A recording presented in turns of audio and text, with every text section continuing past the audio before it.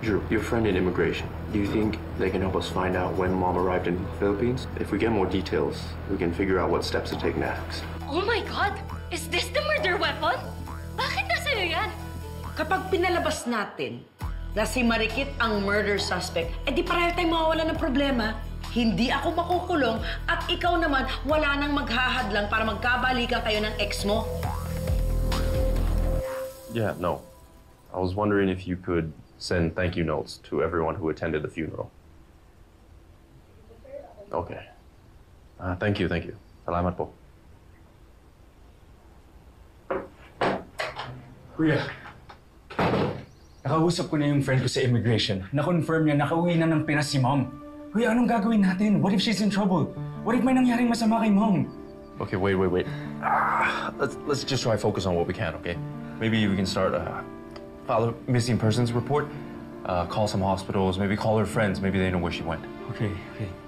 Tatawagin ko rin yung mga kaibigan niya. Maybe they've seen or heard from her. Yeah.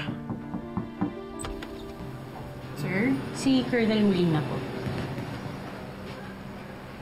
Nag-update lang ko para sa investigasyon. Nahanap niyo na ba yung pumatay sa dad namin? Nag-gather pa kami ng mga ebidensya, pero may nakikita na akong person of interest matapos namin makita yung CCTV footage ng resort.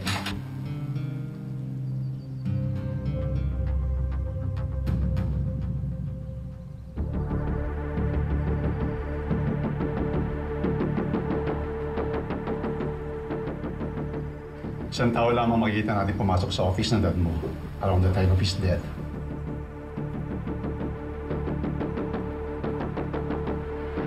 Si Kid?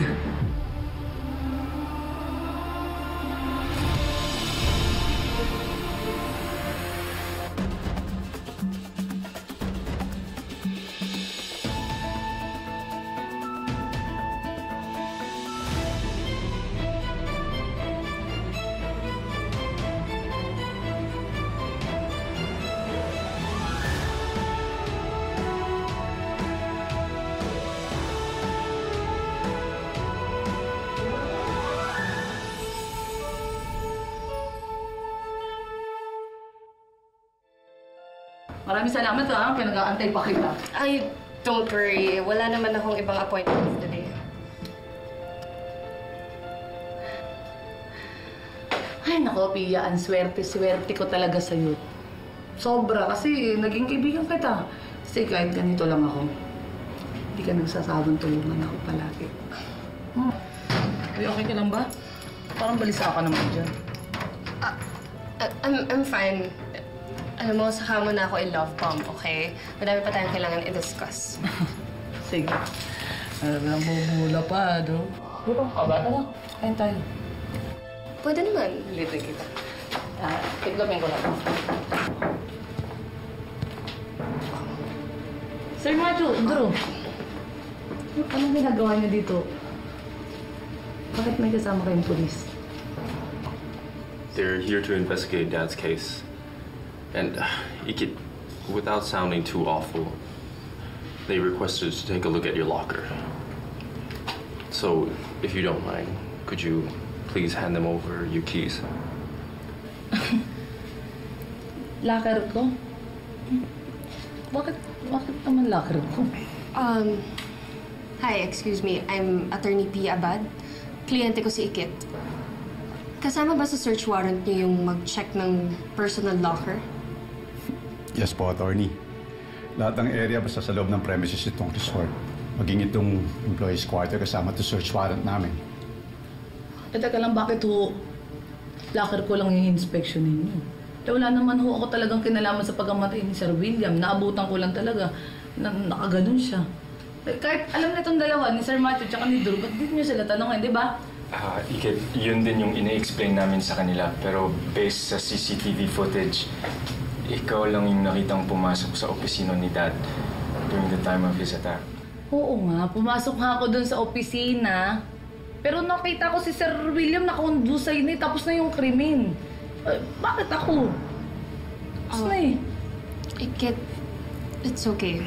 Pabayaan na lang natin silang tignan yung locker mo. Wala ka naman tinatago, di ba? Oo.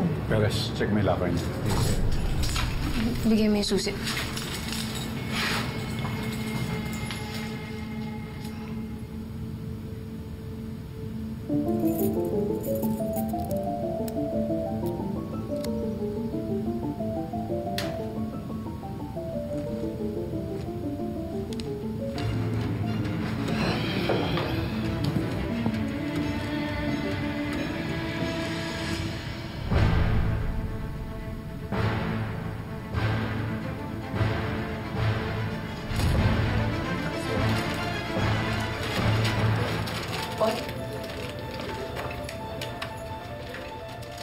may nawawalang dark streak sa gamit ng mga biktima. Sir, teka lang po teka lang po. Hindi ko po alam kung bakit nandito yan. Hindi ko alam kung paano napunta yan sa gamit ko. Kakaayos ko lang po nito Wala akong kinalaman dyan. Hindi ko alam bakit napunta yan dito. Sir, baka po nilagay lang po yan nung mamamatay tao, tapos para po ako po yung pagbintangan. Pero sir, hindi ko alam. Ngayon ko nga lang nakita yung darts na yan Kasi ka rin nga, ba't di ka nalang sumama sa amin sa presinto para explain mo yung side Kailan ba't mo? ako sasama? Teka lang, sir. Tony. Hindi naman pwedeng basta lang arestuin si Ikit. Hindi nga tayo sigurado kung siya talaga ang may kasalanan. What if she's right? What if this was a setup? I honestly don't think Ikit's capable of doing something like that. Okay, kumalma muna tayong lahat. Okay? Wala namang warrant of arrest for Ikit. Kailangan lang niyang sumama sa kanila para for questioning dahil sa mga evidence na nag-gather nila.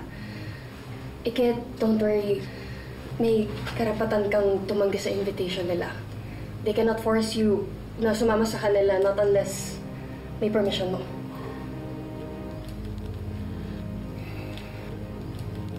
Pero wala ko talaga akong alam kasi talaga dyan, sir. Pero sige. Sige, para... nai-stress ako. Sige, para wala nang problema. Maraming salamat sa concern mo, attorney. Maraming salamat sa inyo. Sasama na lang ho ako para po mapatunayan ko na inosente po ako, sir. Inosente po ako. Maniwala po kayo sa akin.